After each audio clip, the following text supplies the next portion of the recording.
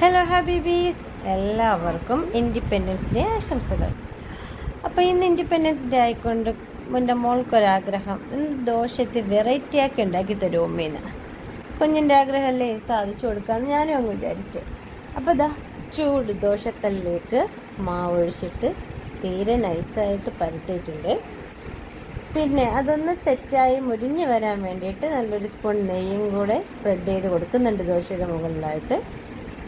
ഈ ദോശ തിരിച്ചും മറിച്ചിട്ട് നന്നായിട്ടൊന്ന് മുരിച്ചെടുത്തതിന് ശേഷം മുകളിൽ തക്കാളി ചമ്മന്തിയാണ് കേട്ടോ വെച്ച് കൊടുക്കുന്നത്. ഒരു ഓറഞ്ച് കളർ കിട്ടാൻ വേണ്ടിയിട്ട് നമ്മുടെ തക്കാളിയും ഉഴുന്ന പരിപ്പൊക്കെ വിട്ട് വഴറ്റി ഒരു തക്കാളി ചമ്മന്തി അതിൻ്റെയൊക്കെ എല്ലാവർക്കും അറിയാമായിരിക്കുമല്ലോ അല്ലേ.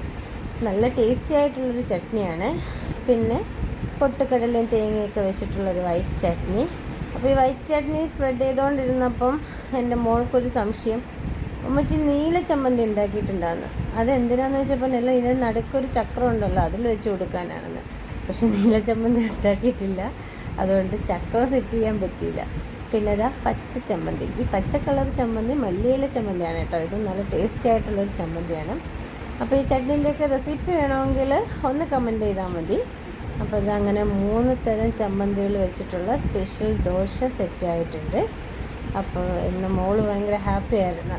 ഈ ദോശ അടിപൊളിയാണ് ഉമ്മി, എനിക്ക് ഭയങ്കരമായിട്ട് ഇഷ്ടപ്പെട്ടെന്നൊക്കെ പറഞ്ഞിട്ട് ആൾ ഭയങ്കര ഹാപ്പി ആയിരുന്നു. അപ്പം ദോശ നല്ല ചൂടോടെ സെർവ് ചെയ്യാൻ തയ്യാറായിട്ടുണ്ട്. അപ്പം വീഡിയോ ഇഷ്ടപ്പെട്ടാൽ ഒന്ന് സബ്സ്ക്രൈബ് ചെയ്യണേ.